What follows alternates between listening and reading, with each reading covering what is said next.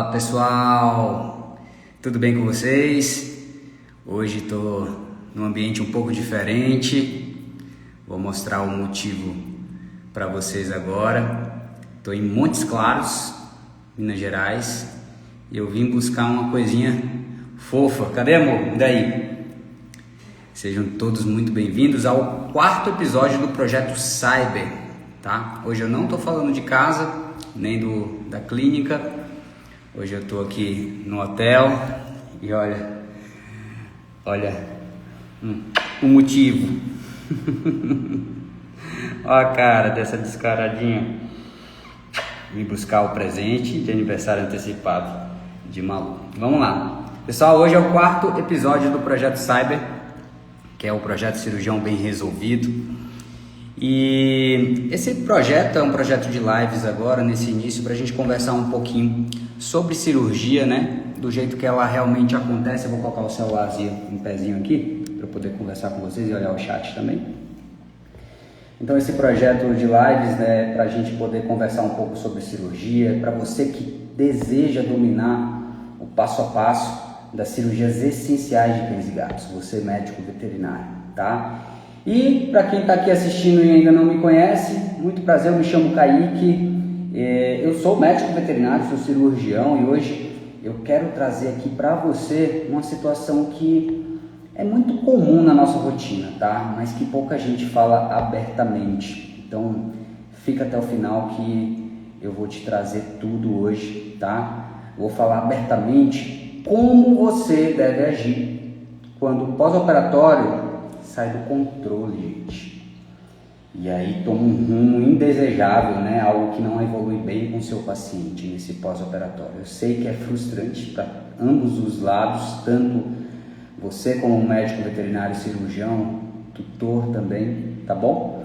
Então a gente vai analisar várias situações aqui, tá bom?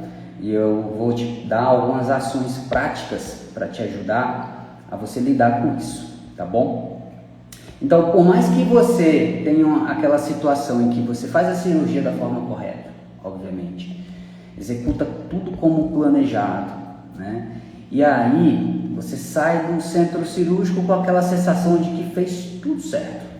Você tem a plena consciência disso, fiz um bom trabalho. E aí, no pós-operatório, esse paciente não evolui bem, não evolui como você esperava, né? E aí? Aí começa aqueles pensamentos no cirurgião, né? Aqueles pensamentos de questionamentos que traz um pouco de insegurança também, né? E às vezes até culpa, tá? E assim, quais são esses pensamentos? Putz, será que eu fiz tudo certo mesmo? Será que poderia ter feito alguma coisa diferente, né? Por que será que esse animal está evoluindo dessa forma? Será que eu falhei em algo, né? Mas, na verdade, esse cirurgião fez tudo o que deveria ter feito, né? Fez tudo o que a técnica manda, como o padrão manda. Então, essa live hoje é para conversar exatamente sobre isso, tá? Com bastante maturidade, com bastante pé no chão mesmo, tá bom? E assim, antes de seguir, eu preciso te deixar algo muito claro, tá? Hoje aqui, eu não vou estar falando de erro técnico não, tá bom? Eu não vou falar de negligência, eu não vou falar de imprudência e nem falta de preparo do cirurgião. Eu não estou falando disso. Eu estou falando de uma cirurgia bem executada, bem indicada, tá?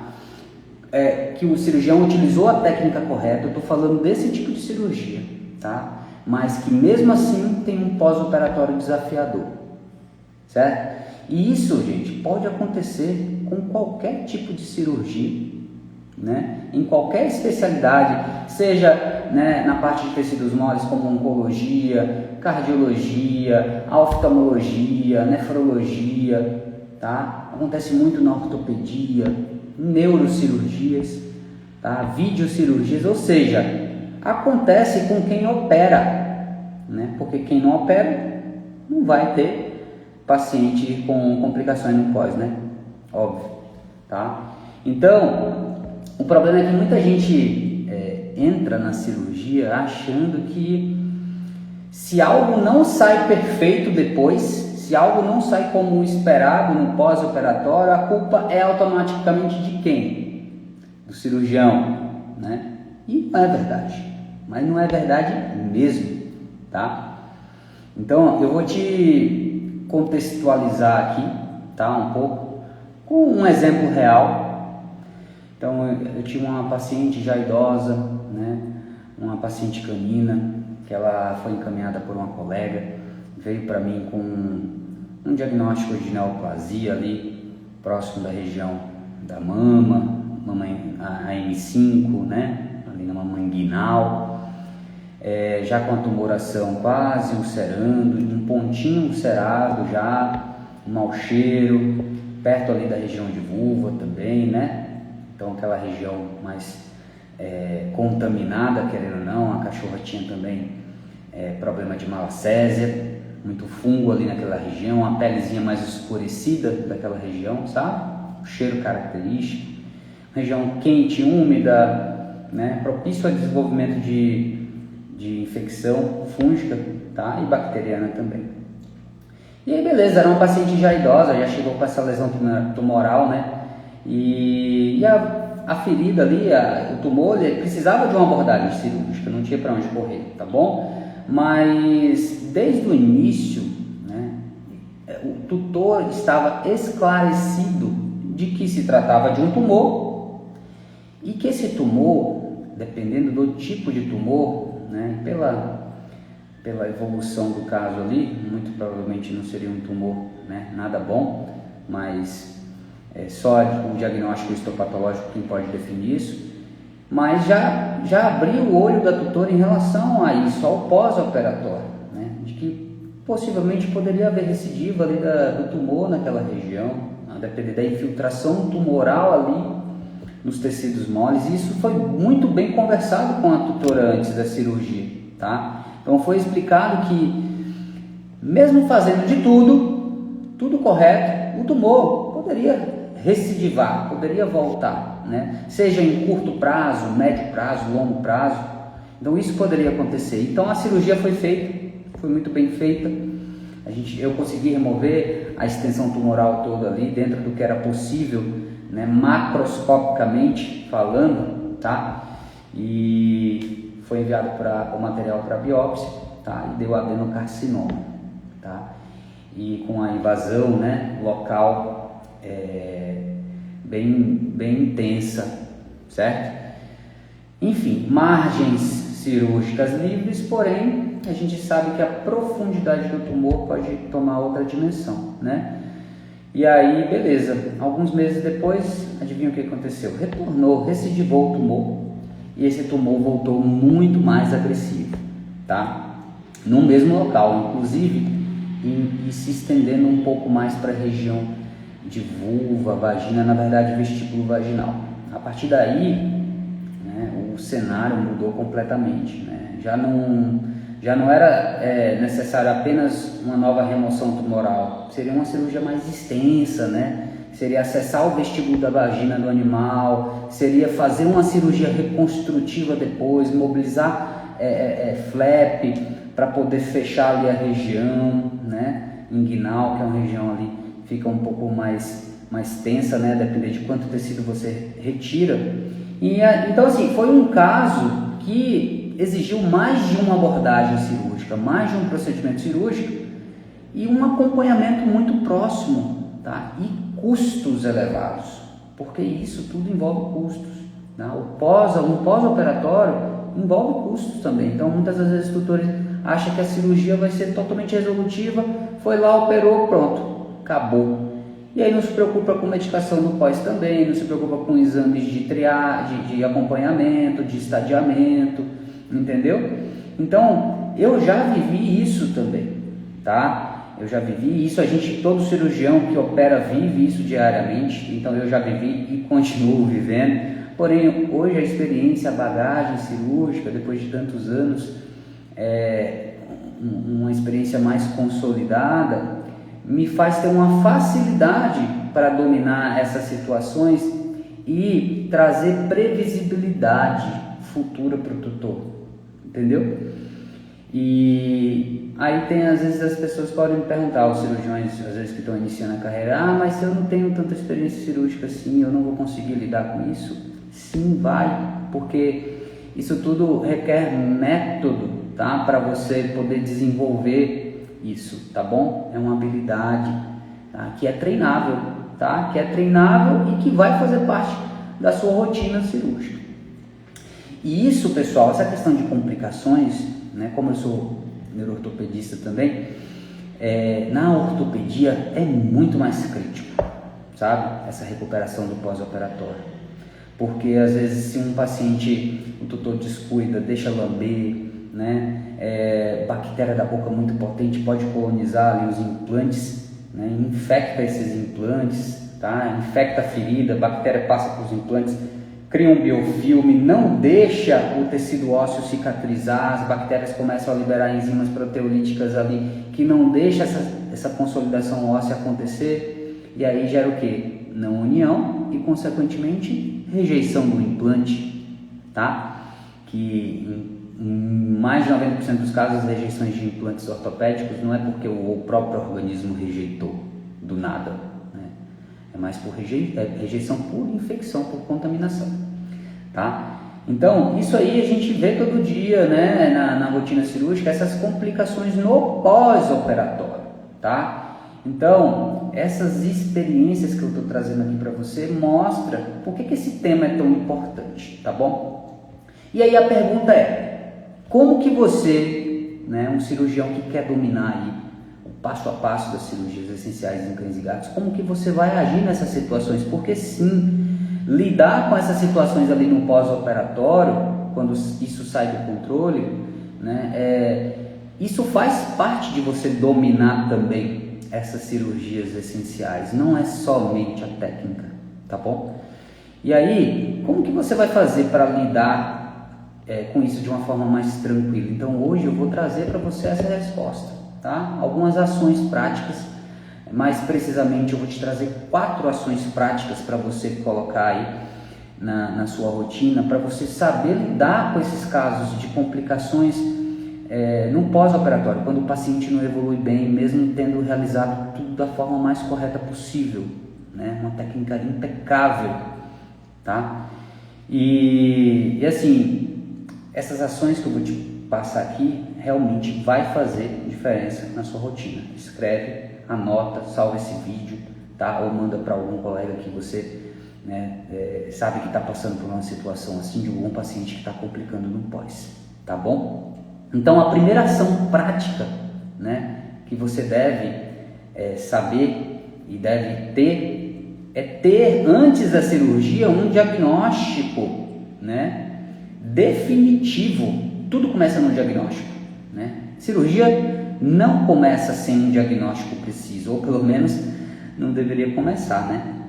Então, mas bem, isso aí não vem ao caso. Mas o fato é que o diagnóstico ele vem muito antes.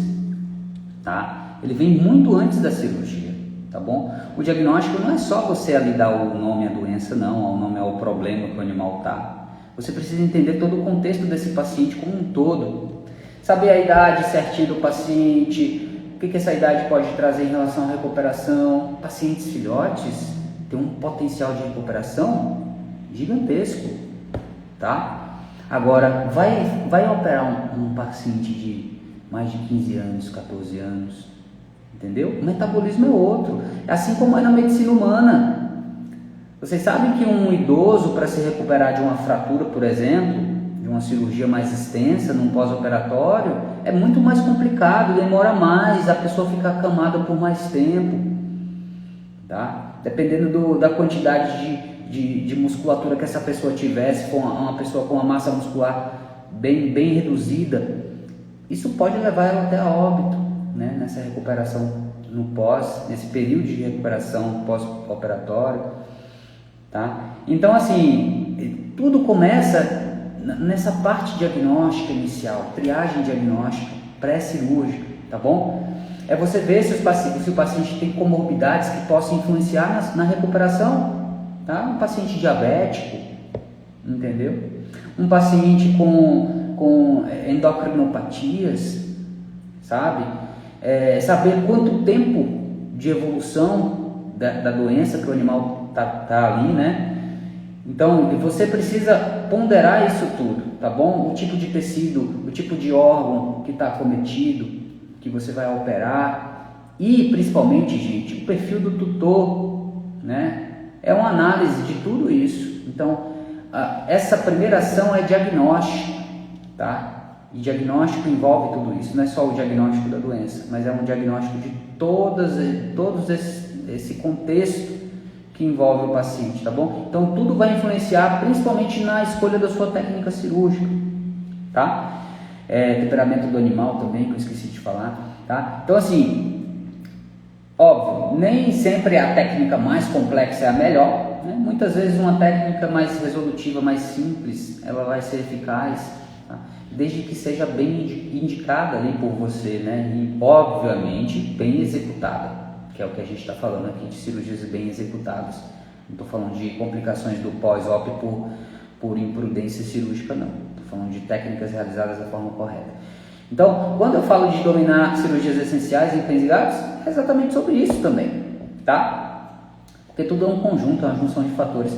E aí, você saber reconhecer o problema certo para que você consiga aplicar a solução adequada para aquele paciente, é assim, essencial, né?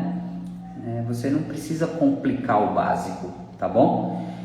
Bom, então a primeira ação foi essa que eu te trouxe, tá? Então anota aí, ela faz a diferença para você, tá bom? E a segunda ação que eu vou trazer aqui para você, você precisa alinhar as expectativas com o tutor antes da cirurgia, tá? Porque senão, esse pós-operatório desse paciente seu vai virar uma tremenda dor de cabeça. O tutor, ele precisa entender para que o procedimento serve, como que ele vai ser realizado. Óbvio, não precisa dar tantos detalhes, a não ser que seja um tutor que seja um profissional da saúde, também seja um cirurgião, às vezes da área humana, ou algum cirurgião veterinário que queira que você opere o animal dele, tá? E você pode abrir o procedimento de uma forma mais técnica para ele, dando mais detalhes em si, né? Às vezes mostrando algum procedimento cirúrgico seu que você já realizou, enfim. Mas o tutor em si, que às vezes não é dessa área da saúde, ele precisa entender, porque muitas das vezes ele é leigo. Ele é leigo, a maioria das vezes. Ele quer entender, na cabeça dele, ele só quer saber se com a cirurgia o animal vai ficar bom, vai resolver 100% ou não, entendeu? Então, nessa hora é que o alinhamento de expectativa, ela faz toda a diferença, tá? O tutor, ele precisa entender que cirurgia envolve muitos fatores que precisam ser controlados, principalmente no pós-operatório, tá? Então, às vezes, o que precisa ser controlado no pós, né? Analgesia, tá? Medicação correta, dar nos horários certos, antibiótico terapia que não pode falhar, tá? Para não induzir a infecção, deiscência, enfim, complicações, tá? E às vezes, muitas das vezes, limitação de espaço, não é fazer uma cirurgia, deixar o animal que é acostumado a ir para a rua todo dia sair, ir para a rua, né? Quantos e quantos casos eu vi de pacientes no pós-operatório, às vezes no mesmo dia ou no outro dia, sei lá, alguns dias depois, sair de casa, fugir, tutor, sabe, não restringir espaço e deixar o animal, aí o animal às vezes volta com o abdômen, né, machucado, às vezes pontos, né, que ele retirou com a própria boca, arrancou roupa, saiu pra rua de roupinha, às vezes sabe, com toda a proteção, mas volta sem nada, volta com roupa rasgada, volta com pontos, né, removidos, às vezes, né, casos graves que eu já vi também de cães voltarem com evisceração no local da cirurgia. Olha que grave, tá? Então, tudo isso você precisa alinhar com o tutor, tá? Olha, fulano, o animal precisa disso, daquilo, precisa de acompanhamento, o pós-operatório é super importante. Gente, pós-operatório, em muitos dos casos, corresponde a 60% ou mais do sucesso do procedimento. Então isso não pode ser negligenciado de forma alguma e você tem que falar isso para o tutor. Ele tem que saber que o buraco é mais embaixo, ele precisa ter uma responsabilidade com a recuperação do animal. Porque com o humano é mais fácil, né? Às vezes mantém internado, né? Ou às vezes fica acamado, né? Tem alguém que ajuda, tem a consciência de que precisa ficar quieto ali para que tudo ocorra bem. Agora vai falar isso para o animal, que muitas das vezes ali no começo está dando medicação para dor, o animal já não está mais com dor, acha que pode fazer tudo e aí é nessa hora que a coisa aperta, tá bom?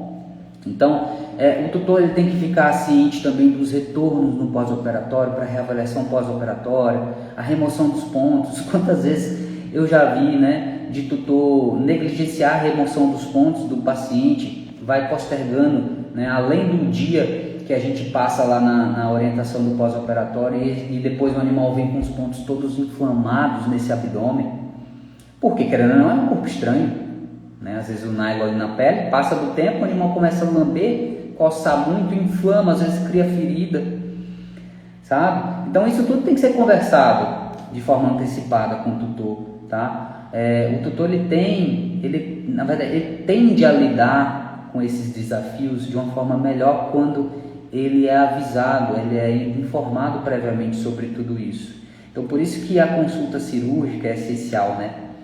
Para esclarecimento de todos esses casos, tá? Então um cirurgião que às vezes nem troca um papo ali com o tutor, já vai direto para o centro cirúrgico operar o animal, não conversa num pós-operatório também, é um cirurgião que uma hora ou outra vai ter uma dor de cabeçazinha no pós e que o tutor vai ficar ali, ó, buzinando, tá? Por quê? Não foi alinhado as expectativas antes, né? Tá? Isso aí vai combinar muito com outra ação que eu vou te falar na sequência, tá? Mas antes eu tenho que falar aqui da ação 3, da terceira ação, que é a sua autoridade como cirurgião, tá bom? É um ponto sensível, tá? Essa questão da autoridade, porque assim, gente, quem define técnica, né? Quem vai realmente avaliar a situação do animal é você, cirurgião, tá? Então, não é o tutor que vai decidir a técnica por você, tá? Óbvio, o tutor ele vai ter um papel de aceitar ou não o procedimento que você está sugerindo ali para o animal dele, né, no intuito da melhora do quadro clínico, tá? Mas quem define essa conduta cirúrgica é quem? É o cirurgião. Então, sabe por que eu falo isso? Porque infelizmente a gente vê muitos tutores, né, tentando interferir na conduta cirúrgica do cirurgião. É até engraçado, né? Mas é verdade. Isso acontece principalmente na área, né, nos tutores que são da área humana, tá? Óbvio, não são todos, né? Graças a Deus, pelo menos os meus pacientes, eu não tenho. Já tive problemas no início da trajetória, mas hoje em dia não tenho. Amo receber tutores da área da saúde. Tenho mais liberdade para conversar de uma forma mais técnica, sabe? Amo explicar, amo ensinar, amo detalhar o procedimento, amo dar exemplos.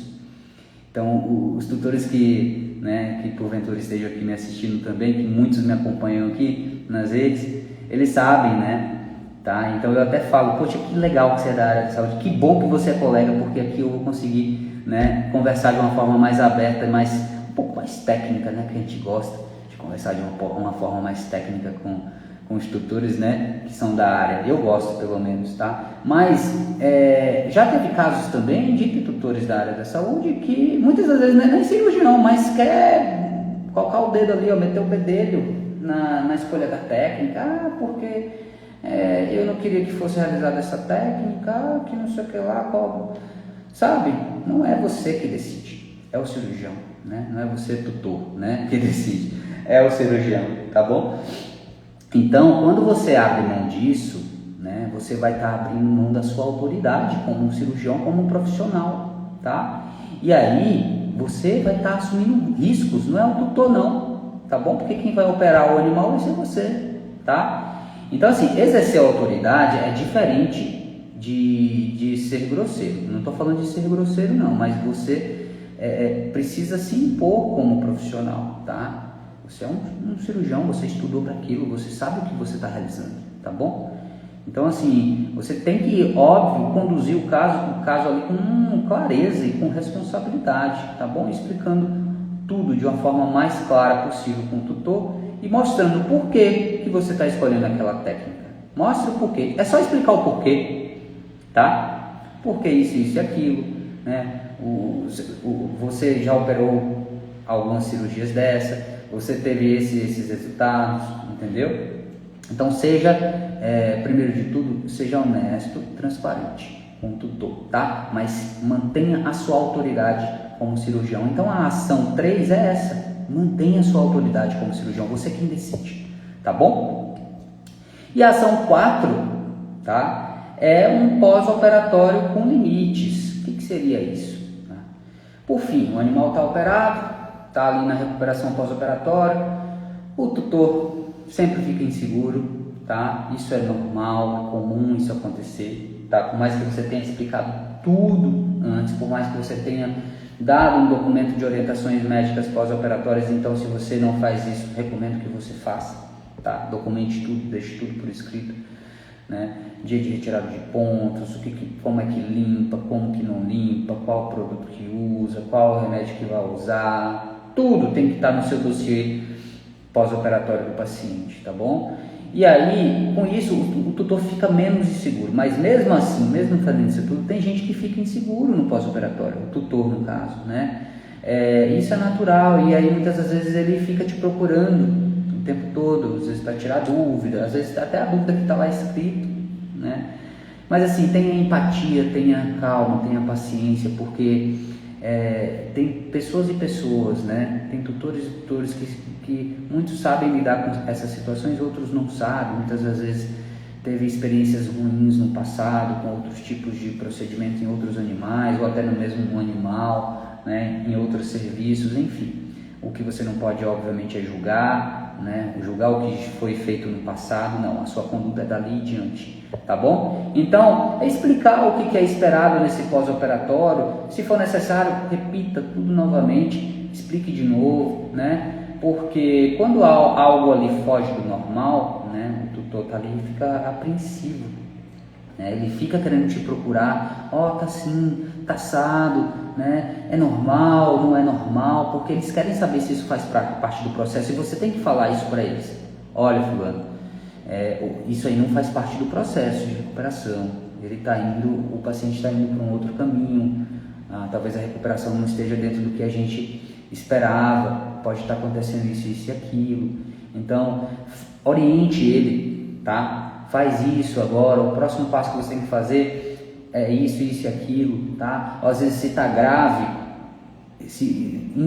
manda procurar um atendimento de emergência, né? Porque assim, gente, você também a gente não pode confundir as coisas, né? Você sim tem que ter um acompanhamento no pós-operatório, mas você tem que impor limites nesse pós-operatório para o tutor, porque senão vai estar te mandando mensagem de madrugada, né? Em horários realmente que, poxa, né? Então deixa tudo bem delimitado com o tutor antes. Olha, eu não consigo olhar o WhatsApp o tempo todo, a rotina é corrida e sim, muitos cirurgiões têm a rotina corrida, né? Assim como eu não consigo ver o WhatsApp o tempo todo, mas assim que eu ver eu respondo, tá? Você não vai ficar desassistido, manda mensagem para a equipe. Então, se você tem uma equipe, tem uma recepcionista, se trabalha no hospital, na clínica, pede para procurar. Ou às vezes, se você é um cirurgião volante, você precisa também manter esse contato com o tutor, tá? Porque o tutor vai estar buzinando lá na clínica, a clínica vai estar buzinando para você, às vezes fica esse telefone sem fio,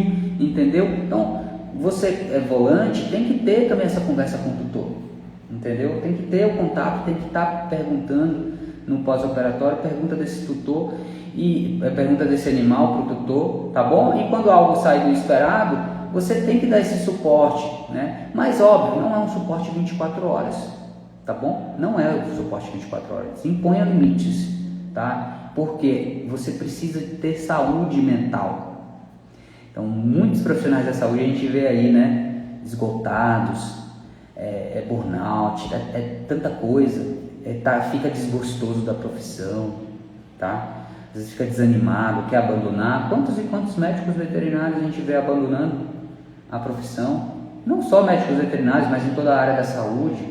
Por quê? E muito disso, né, é por conta de, às vezes, um pós-operatório, uma complicação no pós-operatório, que o tutor fica ali no seu ouvido e você não sabe lidar com isso. Então existem muitos outros mecanismos para lidar com isso, mas aqui eu trouxe algumas ações para você, tá? Primeira coisa de tudo é que sim, você vai dar o suporte no pós, mas você tem que impor limites, porque a sua saúde mental vem em primeiro lugar, tá bom? Se for o caso de você orientar para passar com um clínico geral, né, para fazer um acompanhamento a longo prazo, porque muitas das vezes não é nem algo também relacionado ao procedimento cirúrgico, as dúvidas, né, ou os problemas. Tá? Então saiba direcionar o tutor para buscar alguma alternativa que não seja único exclusivamente você, né? Se for o caso, uma internação, tá bom? Então, se você não impor limites, o cirurgião adoece junto com o tutor também, tá? E isso não ajuda ninguém, tá joia? Então, essas foram as 4 ações que eu te trago aqui para te ajudar, né, nessa jornada de domínio das cirurgias essenciais. Então, estabelecer um diagnóstico, não só o diagnóstico técnico do paciente, mas um diagnóstico como um todo, tá bom? Alinhar as expectativas antes da cirurgia com o tutor, para ele saber tudo o que pode acontecer. Eu estou recapitulando aqui, tá bom? Você manter sua autoridade como cirurgião, você é quem, né, manda ali, né, quem vai estar operando vai ser você. Então, o definidor é você, tá bom? Assim, óbvio, você pode ter opiniões, tá bom? Isso é válido, às vezes um tutor que também seja da área de saúde, é massa. Quantas vezes já teve tutores que às vezes era ortopedista também, conversou abertamente sobre uma técnica, a gente tentou fazer uma coisa diferente, deu certo. Pô, que massa, é massa, porque isso contribui na sua jornada cirúrgica, mas a autoridade é sua, tá bom? E a quarta ação, né, prática, é você realmente impor limites nesse pós-operatório, tá? Pela sua saúde mental, tá joia? Mas óbvio, não negligenciando o acompanhamento do seu paciente. Faça tudo certinho, que aí o tutor vai estar junto com você e alinhado, tá bom? Então, quando essas 4 ações elas estão muito bem estruturadas, o cirurgião ele vai lidar melhor com essas complicações do pós-operatório, né? Quando a cirurgia, a recuperação pós-operatória não evolui como o ideal, tá bom?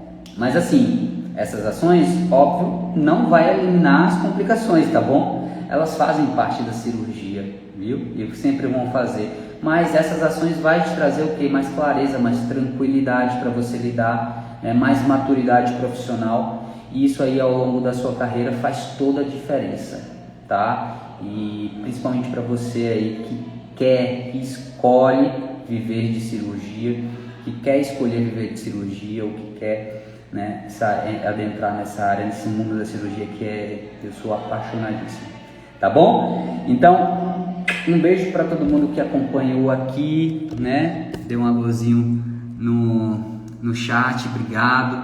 E aí até a próxima live do Projeto Cyber, Cirurgião Bem Resolvido. Tchau, tchau, gente.